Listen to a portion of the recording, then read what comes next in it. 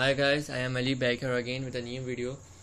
This is the third video of my function series in Python. In my previous two videos, I have told you the concept structure of function as well as the positional arguments of functions. Now in this video, I am going to tell you about the keyword argument in function. In previous video there are some basic concept, but today I am going to some advanced topic, that is keyword argument. It will help you a lot while studying the functions in Python. So without wasting any time, I am going towards my PyCharm, that is our practical platform. Now where is PyCharm? Here it is. So now my topic is keyword argument. I have written in comments so that it will be easier for you to understand what we are gonna do.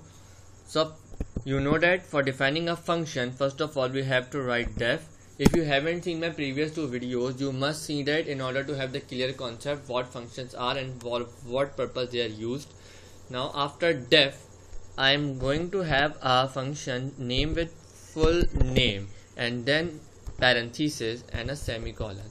Now inside the parenthesis, we know we used to have the parameters. So I am going to have three parameters this time, that are first, then the middle, and then the last. These are our parameters in this function. Now inside the function I am going to print first plus, then I am gonna have some space between them, sorry for that,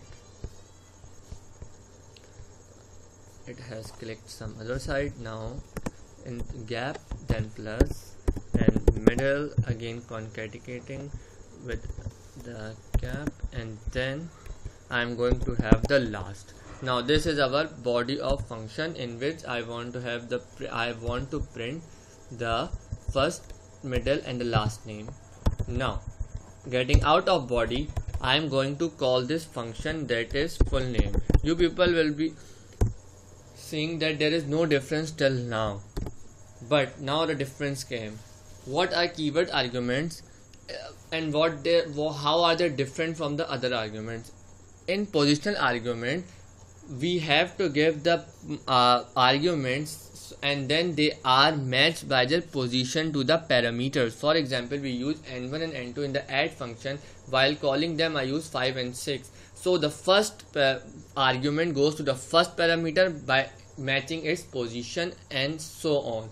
But here we don't have to care about the position. That is the characteristic of the keyword argument.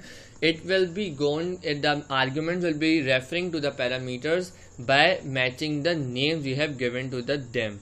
Now for example, I have my first parameter here first, but now due to the keyword arguments, it is not compulsory that I give the first argument as a first.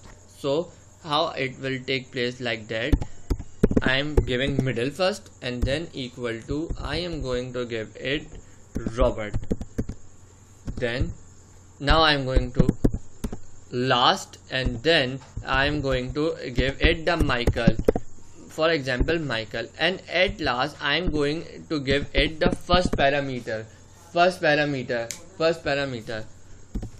Now I am going to give is John, and here you go, and I am going to run this function again in front of you. Here you go, John, Robert, Michael. Although I have given John at the last position, but what happens in the keyword argument, it does not need to have the position, it just have to match the argument and the parameter name.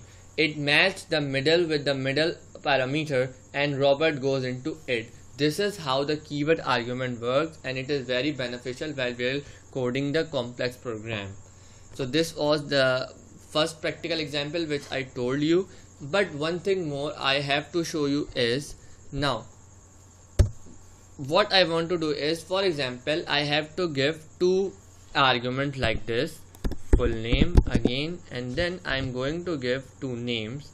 Now this time I am giving it Robert and then John.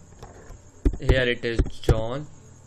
Now what happens is, I want to define the keyword argument also while simultaneously using the positional argument. So this is the basic rule which I gonna tell you.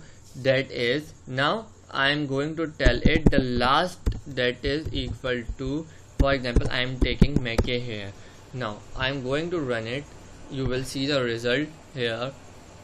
Here it is, Robert John Mackay. Now what happens is, there is a rule in it.